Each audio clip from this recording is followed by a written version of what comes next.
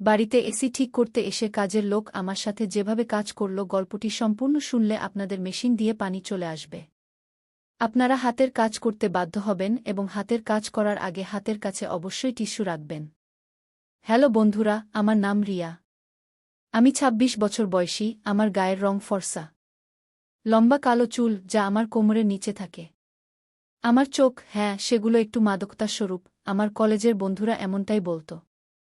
আর আমার ফিগার, এতটুকু বলি, যখন আমি জিন্স আর টপ পরে কলেজে যেতাম ছেলেরা ঘুরে ঘুরে তাকাত। কিন্তু আমি সেই ধরনের মেয়ে নই যে কারও প্রশংসায় গলে যায়। আমি দিল্লিতে থাকি। আমার পরিবার একদম সাধারণ মধ্যবিত্ত পরিবার। বাবা সরকারি অফিসে কেরানি, সবসময় ফাইল আর মিটিংয়ে ডুবে থাকেন। মা গৃহিণী, আর ঘর সামলাতেই তার জীবন কেটে যায়। আমার দাদিও আমাদের সঙ্গে থাকেন, তিনি বাড়ির সবচেয়ে কড়া পুলিশ, ছোটবড় সব বিষয়ে তার নজর থাকে। আর হ্যাঁ, আমার একটি ছোট ভাইও আছে যে স্কুলে পড়ে। আমি একটি প্রাইভেট কলেজে এমএ করছি। কলেজের জীবন আমাকে অনেক কিছু শিখিয়েছে। সেখানে বন্ধুদের সংসর্গে আমি একটু বেপরোয়া হয়ে গিয়েছিলাম, হয়তো একটু বেশি করেই। কলেজে ছেলেদের সঙ্গে ফ্লার্ট করা, রাত পর্যন্ত পার্টিতে যাওয়া, আর একটু মজা করা আমার জীবনের অংশ হয়ে গিয়েছিল। বছরটা ছিল যখন গ্রীষ্ম তার চরমে, দিল্লির রাস্তায় রোদ এমন জ্বলছিল যে মনে হচ্ছিল আকাশ থেকে আগুন বৃষ্টি হচ্ছে। কলেজের ছুটি শুরু হয়ে গিয়েছিল, আর আমি বাড়িতেই ছিলাম, বাইরে বেরোতে মন চাইছিল না। গরমের কারণে আমি বেশিরভাগ সময় আমার রুমে এসি চালিয়ে বসে থাকতাম। আমাদের বাড়ির এসি গত কয়েকদিন ঠিকভাবে কাজ করছিল না, বাতাস বেরোতো ঠিকই কিন্তু ঠান্ডা ছিল না। মা কয়েকবার বাবাকে বলেছিলেন, এসির সার্ভিস করিয়ে নাও, গরমে থাকা যাচ্ছে না। কিন্তু বাবা তার অফিসের কাজে এত ব্যস্ত ছিলেন যে বিষয়টা পিছিয়ে যাচ্ছিল। এক সকালে বাবা অফিসে যাচ্ছিলেন, মা আবার মনে করিয়ে দিলেন, শোনো, আজ এসিরওয়ালাকে ডেকে নাও। বাবা হ্যাঁ বলে মাথা নাড়লেন, আর পকেট থেকে ফোন বের করে একটি নম্বর ডায়াল করলেন। সেই নম্বর ছিল বিজয়ের। বিজয় আমাদের এলাকায় এসি, ফ্রিজ আর ওয়াশিং মেশিন ঠিক করার কাজ করত। বাবা তাকে বললেন, বিজয় ভাই, আজ দুপুরের মধ্যে চলে এসো, এসির সার্ভিস করতে হবে। আমি সেই সময় আমার রুমে ছিলাম, বাবার কথা শুনলাম কিন্তু বেশি মনোযোগ দিইনি। আমি আমার ফোনে ইনস্টাগ্রাম স্ক্রোল করছিলাম। গরমের কারণে আমি একটি ঢিলা টপ আর শর্টস পরেছিলাম। আমার চুল উঁচু করে বাঁধা ছিল। দুপুরের দিকে 2:12 বাজে। আমি, মা আর দাদি লাঞ্চ সেরে ফেলেছি। মা রান্নাঘরে বাসন মাজছিলেন, আর দাদি তার চারপাইয়ে বসে রামায়ণ পড়ছিলেন। আমার ভাই বন্ধুদের সাথে ক্রিকেট খেলতে গিয়েছিল। আমি আমার রুমে শুয়েছিলাম, এমন সময় দরজার বেল বাজল। মা ডাক দিলেন, রিয়া, একবার দরজাটা দেখে আসবে। আমি কিছুটা বিরক্ত হয়ে ফোন পাশে রেখে দরজা খুলতে গেলাম। দরজায় একজন লোক দাঁড়িয়ে ছিল। সে নীল শার্ট আর প্যান্ট পরেছিল, কাঁধে একটা ব্যাগ ঝুলছিল যাতে সম্ভবত তার যন্ত্রপাতি ছিল। তার বয়স 40-এর কাছাকাছি, কিন্তু তার শরীর এমন ছিল যে আমার চোখ আটকে গেল। তার বাহুগুলো শক্তিশালী ছিল, শার্টের উপর দিয়ে পেশিগুলো স্পষ্ট দেখা যাচ্ছিল। রোদের কারণে তার মুখ কিছুটা কঠিন দেখালেও চোখে ছিল এক অদ্ভুত সরলতা। হ্যাঁ ম্যাডাম, এসি সার্ভিসের জন্য এসেছি, সে বলল। তার কণ্ঠে একটা গভীরতা ছিল যা আমার কানে গেঁথে গেল। আমি তাকে উপর থেকে নিচে দেখে হালকা করে হেসে বললাম, ভিতরে আসুন। সে ভিতরে এলো এবং ড্রয়িং রুমে রাখা এসির দিকে এগিয়ে গেল। আমি দরজা বন্ধ করে আমার রুমের দিকে যেতে লাগলাম, কিন্তু আমার পা যেন ভারী হয়ে গেল। মাথায় তখন অন্য সব চিন্তা ঘুরপাক খাচ্ছিল। আমি ভাবলাম, এই লোকটার মধ্যে কিছু আছে। আমি রান্নাঘরে গিয়ে মাকে বললাম, মা, আমি আমার রুমে যাচ্ছি, কিছু দরকার হলে বলবেন। মা বললেন, ঠিক আছে, কিন্তু খেয়াল রাখো, বাড়িতে অচেনা লোক আছে। আমি হেসে বললাম, মা, বাবা ডেকেছে, কি হবে? কিন্তু মনে তখন অন্য কথা। আমি রুমে গেলাম, কিন্তু দরজা একটু খুলে রেখে দিলাম। সেখান থেকে ড্রয়িং রুমে সেই লোকটিকে স্পষ্ট দেখতে পাচ্ছিলাম। সে তার ব্যাগ খুলে এসির সার্ভিস শুরু করল। তার শার্টের হাতা গুটানো ছিল, কাজ করার সময় পেশিগুলো ফুলে উঠছিল। আমি চুপি চুপি তাকে দেখছিলাম। আমার বুকটা একটু দ্রুত কাঁপতে লাগল। বিজয় তার কাজে মগ্ন ছিল। সে এসির ফিল্টার খুলে তা পরিষ্কার করার জন্য একটা কাপড় চাইল। ড্রয়িং রুম থেকে সে ডাক দিল, কেউ আছেন? একটা কাপড় দিন তো। আমি সুযোগ পেয়ে গেলাম। রুম থেকে বেরিয়ে রান্নাঘর থেকে একটা পরিষ্কার কাপড় নিয়ে তার কাছে গেলাম। কাপড় দিতে গিয়ে ইচ্ছে করে আমার আঙুল তার হাত স্পর্শ করল। তার হাত ছিল গরম আর শক্ত। আমার হৃদস্পন্দন আরও বেড়ে গেল। কিন্তু বিজয় কোনো বিশেষ প্রতিক্রিয়া দেখাল না। সে কাপড় নিয়ে ধন্যবাদ জানিয়ে আবার কাজে লেগে গেল। আমি একটু রাগ হলাম, ভাবলাম এত সোজা কি করে হতে পারে। আমি আবার রুমের দিকে চলে গেলাম, কিন্তু এবার আমার টপ একটু আরও ঢিলা করে নিলাম। ভাবলাম যদি এটা ইশারা না বুঝে তবে আরও কিছু করতে হবে। আমি আবার ড্রয়িং রুমে গেলাম এবং অকারণে সেখানে রাখা ম্যাগাজিন তুলতে লাগলাম। ম্যাগাজিন তোলার সময় ইচ্ছে করে একটু ঝুঁকলাম যাতে বিজয়ের নজর আমার দিকে পড়ে, কিন্তু সে তার কাজে এতটাই মগ্ন ছিল যে আমার দিকে তাকায়ও নাই। এবার আমি একটু চ্যালেঞ্জ অনুভব করলাম। ভাবলাম দেখি তুমি কতটা সোজা থাকতে পারো। বিজয় কাজ শেষ করে এসি চেক করার জন্য চালু করল। ঠান্ডা হাওয়া বেরুতে লাগল। সে মাকে ডেকে বলল, ভাবি কাজ হয়ে গেছে, এখন ঠিক আছে কি? মা খুশি হয়ে বললেন, বাহ বিজয় ভাই, আপনি তো কামাল। কত টাকা হলো? বিজয় বলল, ৫০০ টাকা। আমি সুযোগ নিয়ে মাকে বললাম, মা আমি দিয়ে দিচ্ছি। আমি আমার পার্স থেকে টাকা বের করে বিজয়কে দিতে গিয়ে আবার তার হাত স্পর্শ করলাম। এবার একটু বেশিক্ষণ ধরে রাখলাম এবং হালকা করে হাসলাম। বিজয় টাকা নিয়ে ব্যাগ তুলে যেতে লাগল। সে আমার হাসি উপেক্ষা করে মাকে বলল, কোনো সমস্যা হলে জানাবেন। আমি দরজা পর্যন্ত তাকে ছেড়ে দিলাম। সে বাইরে বেরোতেই আমি একটা গভীর শ্বাস নিলাম। আমার বুক তখন জোরে ধড়ফড় করছিল। বিজয়ের মুখ, তার কণ্ঠ, তার শরীর, সবকিছু আমার মাথায় ঘুরছিল। আমি রুমে গিয়ে বিছানায় শুয়ে পড়লাম। ভাবলাম এই লোকটাকে আমাকে আবার দেখতে হবে। বিজয় চলে যাওয়ার পর আমার মন অস্থির হয়ে উঠল। বারবার সেই মুহূর্তটা মনে করতে লাগলাম যখন আমি তার হাত স্পর্শ করেছিলাম। তার গরম স্পর্শ, তার শক্ত বাহু, সবকিছু আমার মাথায় ভর করে গেল। কলেজের ছুটির কারণে আমার বাইরে যাওয়া বন্ধ ছিল। আমার বন্ধু, আমার মজা, সবকিছু গরমের কারণে থমকে গিয়েছিল। আর এখন বিজয় আমার কল্পনার কেন্দ্রবিন্দু হয়ে উঠল। আমি ভাবলাম যদি আমাকে বিজয়কে আবার দেখতে হয় তবে কোনো অজুহাত দরকার। পরের দিন সকালে আমি এসির প্লাগ খুলে তাতে একটু পানি ঢেলে দিলাম। এরপর মাকে অভিযোগ করলাম, মা এসি আবার খারাপ হয়ে গেছে, রাতে ঠান্ডা হাওয়া আসছিল না। মা বিরক্ত হয়ে বললেন, এখনই তো সার্ভিস হলো, চলো বিজয়কে আবার ডাকো। আমি মনে মনে হাসলাম, হ্যাঁ মা, আপনি বাবাকে বলুন। বাবা বিজয়কে। তাকে ফোন করে আবার ডাকলাম। এবার আমি আগে থেকে প্রস্তুতি নিয়ে রেখেছিলাম।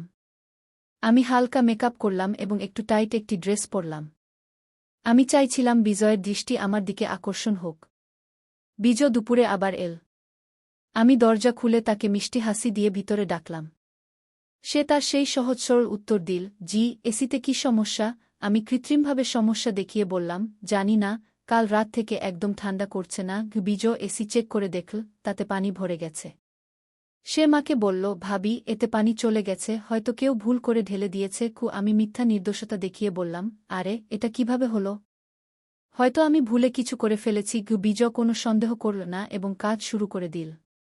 আমি আবার লুকিয়ে লুকিয়ে তাকে দেখতে লাগলাম। এবার আমি এক গ্লাস পানি নিয়ে তাকে দেওয়ার বাহানায় তার কাছে গেলাম। পানি দিতে গিয়ে আমি ইচ্ছে করে গ্লাসটি একটু নড়ালাম যাতে পানি তার শার্টে পড়ে যায়।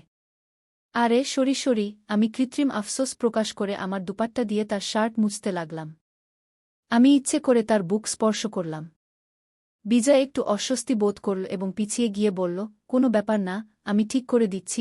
আমি মনে মনে ভাবলাম, কিভাবে এত সোজা হতে পারে। আমার মন এখন বিজয় ছাড়া শান্তি পাচ্ছিল না। তারপর পরের সপ্তাহে আমি ওয়াশিং মেশিন ইচ্ছে করে খারাপ করে দিলাম। পাইপটি আলগা করে দিলাম যাতে তা পানি লিক করতে থাকে।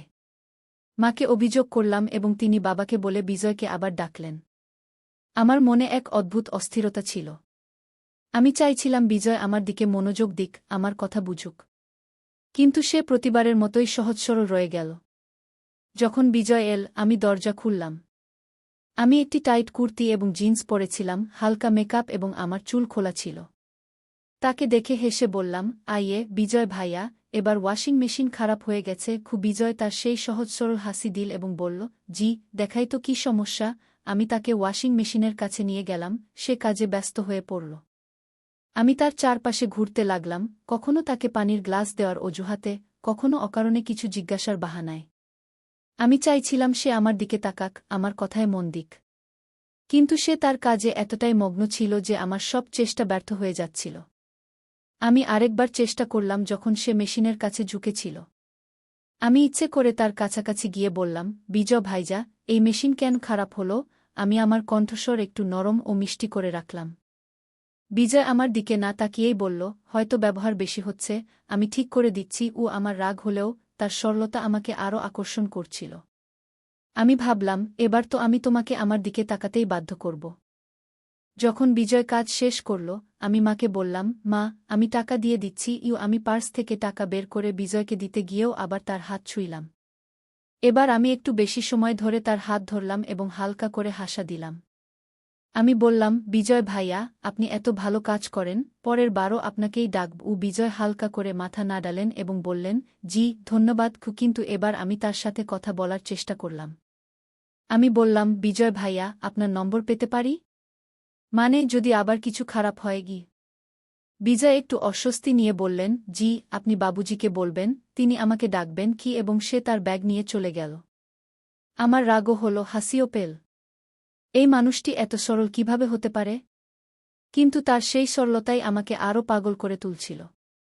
আমি আমার ঘরে গিয়ে বিছানায় শুয়ে পড়লাম। আমার মাথায় শুধু বিজয়ের মুখ ঘুরছিল, তার শক্ত হাত, তার গভীর কণ্ঠ, আর সেই সরল হাসি। কিন্তু বন্ধুরা, আমি জানতাম না যে আমার এইসব কাজ কারও নজরে পড়ে গেছে। দাদির সন্দেহ হচ্ছিল।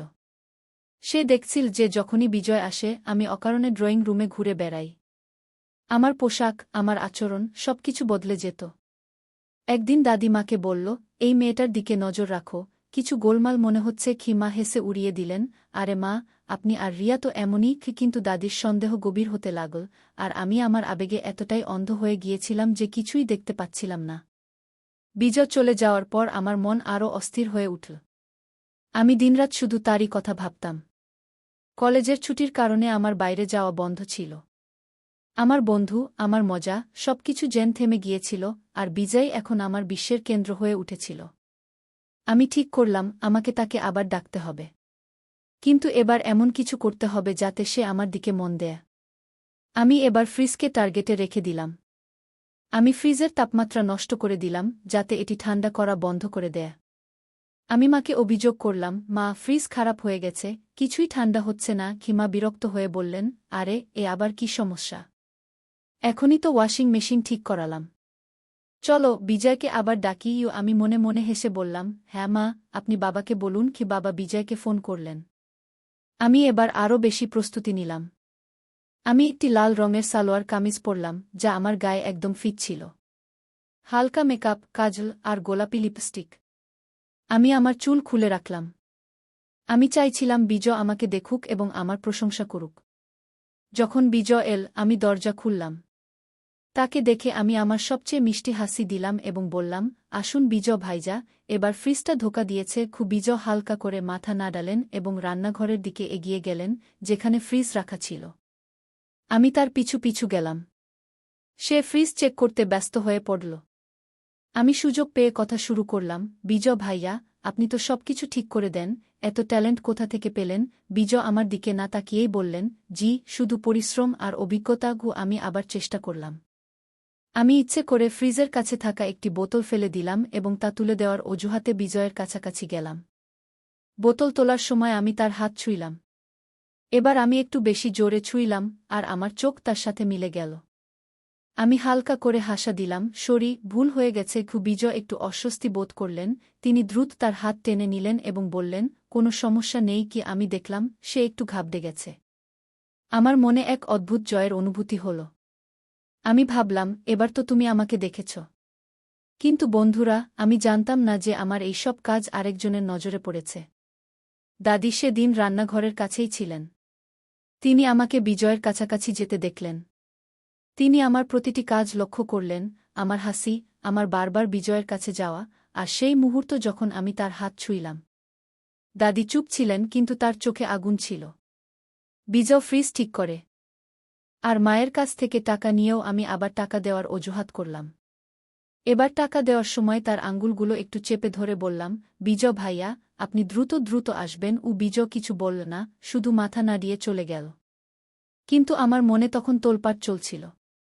আমি চাইছিলাম সে আমার দিকে তাকাক, আমার সাথে কথা বলুক, আমার কাছাকাছি আসুক। আমি আমার আবেগে এতটাই ডুবে গিয়েছিলাম যে আর কিছুই দেখতে পাচ্ছিলাম না। বিজয় চলে যাওয়ার পর আমি আমার ঘরে ছিলাম। বিছানায় শুয়ে আমার মাথায় কেবল সেই মুহূর্তটি ঘুরছিল যখন আমি তার হাত স্পর্শ করেছিলাম। আমি ভাবছিলাম পরের বার কি করব, হয়তো তাকে আবার ডাকব, হয়তো এবার কিছু অন্য করব। কিন্তু ঠিক তখনই মা আমাকে ডাকলেন, রিয়া, নিচে আয়। কি মায়ের কণ্ঠে এক অদ্ভুত রাগ ছিল। আমি নিচে গেলাম, সেখানে মা আর দাদি দুজনেই বসেছিলেন। দাদির চোখে রাগ, আর মায়ের মুখে হতাশা। আমি জিজ্ঞেস করলাম, কি হয়েছে মা? দাদি আমাকে তাকিয়ে বললেন, তোর লজ্জা হয় না? একই সব কাজ করছিলি ওই বিজয়ের সাথে? আমার হৃদয় ধক করে উঠল। আমি কৃত্রিমভাবে নির্দোষতা দেখিয়ে বললাম, কি কাজ দাদি? আমি তো কিছুই করিনি। কিন্তু দাদি আমাকে থামিয়ে দিলেন, আমি সব দেখেছি। তুই বারবার ওর কাছে যাচ্ছিলি কেন? ওর হাত ছুঁচ্ছিলি কেন? একই সব তামাশা লাগিয়ে রেখেছিস। মাও রেগে বললেন, রিয়া, তুই কলেজে পড়িস, কিন্তু এর মানে এই না যে তুই এমন সব কাজ করবি। আমরা তোকে এত স্বাধীনতা দিয়েছি, আর তুই এসব করছিস। আমি চুপ ছিলাম, আমার কোনো উত্তর ছিল না। ভাবলাম হয়তো ক্ষমা চেয়ে নিই, তাহলে কথা শেষ হয়ে যাবে। বললাম, মা, দাদি, আমি কিছু ভুল করিনি, আমি শুধু কিন্তু দাদি আমাকে বাধা দিলেন, বস রিয়া, আর কোনো অজুহাত শুনতে চাই না। সেদিন আমাকে খুব বকুনি খেতে হল। মা আর দাদি আমাকে স্পষ্টভাবে সতর্ক করলেন যে যদি আবার এমন কাজ করি, তাহলে তারা বাবাকে বলবে। আমি আমার ঘরে গিয়ে কেঁদে ফেললাম। আমার রাগও হচ্ছিল, আর ভয়ও লাগছিল। ভাবলাম হয়তো এখন থামা উচিত। কিন্তু আমার মনে বিজয়ের স্মৃতি তখনও তাজা ছিল। কিছুদিন পর মা বাবাকে সব বললেন। বাবা খুব রেগে গেলেন। তিনি বিজয়কে ফোন করে বাড়িতে ডাকলেন। বিজয় এলে বাবা তাকে খুব বকা দিলেন, তোমার সাহস কি করে হলো আমার মেয়ের সাথে এমন কাজ করার? বাবা চিৎকার করলেন। বিজয় ব্যাখ্যা করার চেষ্টা করল, স্যার, আমি কিছুই করিনি, আমি শুধু কাজ করতে এসেছিলাম। কিন্তু বাবা তার একটি কথাও শুনলেন না। তিনি রেগে পুলিশ ডাকলেন। বিজয়কে আটক করা হল। পাড়ায় কথা ছড়িয়ে পড়ল। লোকজন নানা কথা বলতে লাগল। কেউ কেউ বল বিজয় ভুল কাজ করেছে, কেউ কেউ আমার সম্পর্কে মিথ্যা কথা বলতে লাগল। আমার পরিবারের সম্মান নষ্ট হয়ে গেল। কিছুক্ষণ পর পুলিশ বিজয়কে ছেড়ে দিল, কারণ কোনো প্রমাণ ছিল না। কিন্তু পাড়ার কথায় আমার পরিবার ভেঙে পড়ল। লোকজন আমার সম্পর্কে, আমার চরিত্র সম্পর্কে মিথ্যা কথা বলতে লাগল। আমার পরিবার সিদ্ধান্ত নিল যে আমার বিয়ে দিয়ে দেয়া হোক, যাতে কথা বন্ধ হয়। কয়েক মাসের মধ্যেই আমার বিয়ে হয়ে গেল এক ভালো ছেলের সাথে। সে আমাকে খুব ভালোবাসত, আর আমিও আমার জীবনকে নতুন করে শুরু করার সিদ্ধান্ত নিলাম। কিন্তু পাড়ার কথায় অতিষ্ঠ হয়ে আমাদের দিল্লি ছেড়ে অন্য শহরে যেতে হল। নতুন শহর, নতুন বাড়ি, নতুন জীবন, সব বদলে গেল। আমি আজও সেই গ্রীষ্মের ছুটির দিনগুলো মনে করি, সেই ভুলগুলো, সেই আবেগ। আমি আমার যৌবন আর স্বাধীনতার ভুল ব্যবহার করেছিলাম, আর তার মূল্য আমার পুরো পরিবারকে দিতে হল। কিন্তু বন্ধুরা, আমি আমার ভুল থেকে অনেক কিছু শিখেছি, আর আজ আমি চাই আপনিও আমার গল্প থেকে শিখুন। বন্ধুরা, আমার গল্প থেকে আপনারা 3টি বড় শিক্ষা পাবেন। প্রথম, খারাপ সঙ্গ থেকে সবসময় দূরে থাকুন। আমার কলেজের বন্ধুরা আমাকে নির্ভীক বানিয়েছিল, কিন্তু সেই নির্ভীকতা আমাকে ভুল পথে নিয়ে গিয়েছিল। দ্বিতীয়, নিজের ইচ্ছাগুলো নিয়ন্ত্রণে রাখুন। আমি আমার আবেগ নিয়ন্ত্রণ করতে পারিনি, আর তার ফল আমার পরিবারকে ভোগ করতে হল। তৃতীয়, পরিবারের সম্মান সবচেয়ে বড়। আমার একটি ভুল আমার পরিবারকে লজ্জা ভোগ করতে বাধ্য করেছিল। তাই বন্ধুরা, জীবনের প্রতিটি পদক্ষেপ ভেবেচিন্তে নিন, কারণ একটি ছোট্ট ভুল আপনার জীবনকে চিরতরে বদলে দিতে পারে। বন্ধুরা, তাহলে এই ছিল আমার গল্প। আশা করি আপনাদের গল্পটি ভালো লেগেছে এবং এ থেকে কিছু শিখতে পেরেছেন। আমার ভুল থেকে আমি অনেক কিছু শিখেছি, আর আমি চাই আপনিও আপনার জীবনের সঠিক পথ বেছে নিন। যদি আমার গল্পটি আপনাদের ভালো লেগে থাকে, তাহলে দয়া করে এই ভিডিওটি পছন্দ করুন, আপনার বন্ধু ও পরিবারের সাথে শেয়ার করুন, যাতে তারাও এই গল্প থেকে কিছু শিখতে পারে। আর হ্যাঁ, নিচে মন্তব্য করে অবশ্যই জানান এই গল্পের কোন অংশটি আপনাকে সবচেয়ে বেশি আকর্ষণ করেছে। আপনার মতামত আমার জন্য খুবই গুরুত্বপূর্ণ। আপনি যদি আরও এমন আকর্ষণীয় গল্প শুনতে চান, তবে আমার চ্যানেলটি সাবস্ক্রাইব করতে ভুলবেন না এবং বেল আইকনে ক্লিক করুন, যাতে আপনি আমার প্রতিটি নতুন ভিডিওর খবর পেতে পারেন। এখন আমি চললাম, আবার দেখা হবে একটি নতুন গল্প নিয়ে। ততক্ষণ পর্যন্ত বাই বাই এবং নিজের যত্ন নিন।